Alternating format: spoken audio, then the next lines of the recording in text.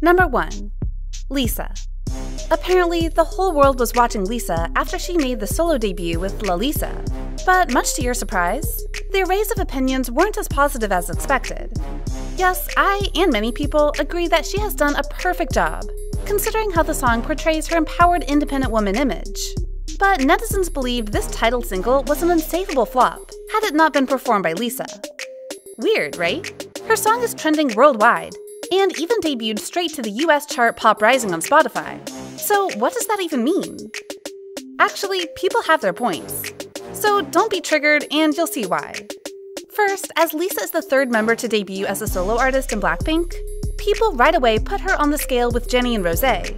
And much to their disappointment, all that lingered after listening to the song was the feeling that YG Entertainment was being half-assed with Lisa. Although La Lisa is the song converging many producers that help make up the name of Blackpink, like Teddy, Becca Boom, and 24, netizens found it hard to believe how the track was super lame and almost monotonous.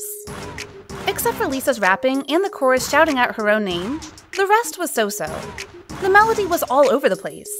The beat drop was recycled from lots of Blackpink songs, and even the lyrics were also full of cliché flexings. Of course, this was by no means Lisa's fault, but rather YG Entertainment and the producer teams.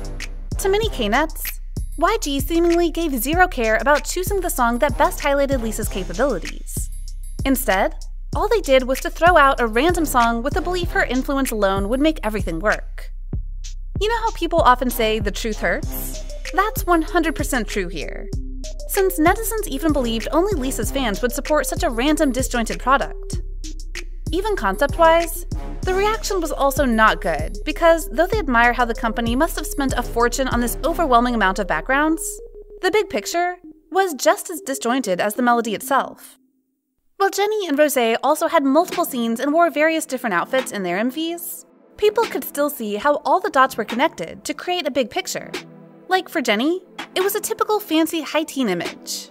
And for Rosé, it was all about a soft, sentimental artist trying to find her life's purpose. However, in the case of Lisa, many netizens had questioned themselves what even was the concept she debuted with, because the transitions and pictures were too abrupt. Even if you're in love with Lisa, I think you can still see how people really had a point here, since after opening the MV with a heavy Blackpink vibe scene, things started to switch randomly from a China downtown background to the FBI kind of thing, then to a racing girl in the desert to the bright ice cream era-esque scene, then to the Thai's queen, and ended with a modern dancer image. Number 2. Cookie. Right at the beginning of 2021, Kpop was already hit with a shocking decision from HR Entertainment, when they decided to debut a new girl group, Cookie, with the average age of only 13 years old. Image-wise and concept-wise, apparently the act fit pretty well with the public taste, with all 5 members having pretty visuals following the bright, naive image. However, considering their age and the notoriously complicated nature of the industry, netizens all agreed to not support these girls, and asked HR Entertainment to stop pushing things too far, before it became illegal. They also asked the company to let the members have more time enjoying childhood, or at least more time in the practice room if their dream of becoming an idol was that big. There were also opinions saying the idea of debuting a girl group with that average age was gross and ridiculous, since not only would they soon be blasted with harsh criticism, but also sexualized by many creeps lurking in the industry.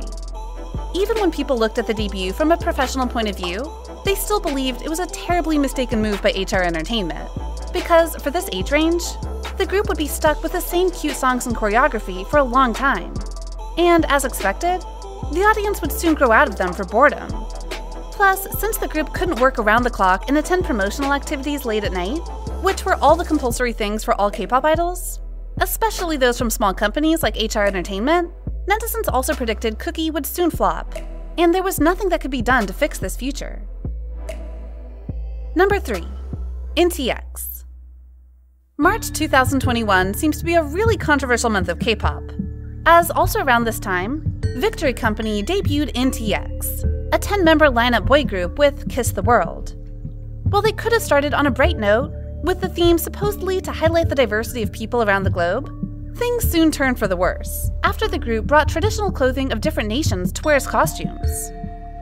In fact, it was even before the release of their MV, And just at the time when Jisung and Seungwon's teasers, wearing traditional clothing of Japan and Africa, got uploaded, that netizens had already come at them with all the harsh words and accused the group of cultural appropriation. On Twitter, it's not hard to catch people throwing hands with all sorts of comments. Like NTX's career had ended before they even debuted. Both the agency and the group had lost their sanity. The members looked like a mess, and they were stepping on many ethnicities for the sake of fame and money. Some even called the group with the N-word and wished them to soon get out of the industry. And yes, they suffered from all of this without even getting one foot into the door. Number 4. Honey Popcorn. Back in 2018, the whole industry was shaken to the root after hearing a small company, Kyun Create, would debut a girl group with a full Japanese member lineup. However, you know what's the most unexpected thing here in the story? Though K-nuts are well known for the negative impression with foreign idols, the main reason Honey Pop was boycotted had little to do with their nationality. Rather, it was the fact that all 3 members, Yua Mikami, Moko Sakura, and Mika Matsuda, were former JAV actresses. Damn! And with the incredibly strict standards of netizens, apparently you can see how the group was literally mortified with harsh words. Even when they hadn't made their debut, and all people knew about them was through some searches online, the criticism was already pointing at how nasty the past of these girls was, and how they would forever stain the image of K-pop idols with such ridiculous greed. As you can expect, things only get worse from that point on. And after their Bibbidi Bobbidi Boo debut MV was released, the hate was so bad that a petition with more than 35,000 signatures was immediately sent to the Blue House with the content, "Please don't let JAV actresses become a part of K-pop." Many netizens also agreed Honey Popcorn should be banned from the industry for good, because firstly, it made no sense for a country that prohibited pornography, like South Korea, to still consent to the existence of a former JAV actress-based act in K-pop. And secondly, the image of Honey Popcorn would further sexualize other girl groups, and serve to spit in the face of the #MeToo movement prevailing in both South Korea and around the world.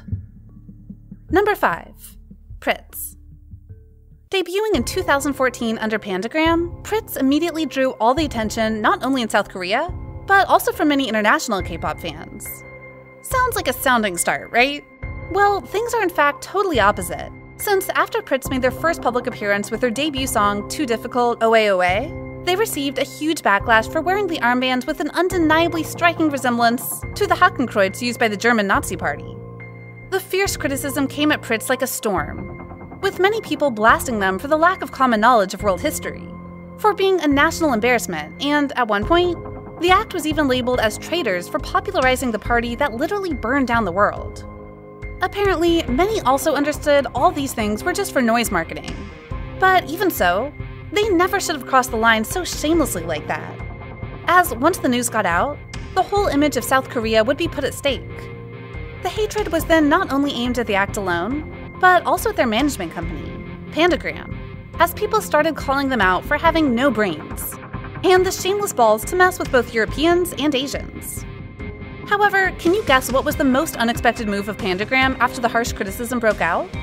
Well, people thought the company would make changes to the debut outfits. The company actually insisted on keeping this controversial element, and defended that, "We don't want to change these outfits now, because to do so would be to give in to the accusations that this is some kind of noise marketing stunt."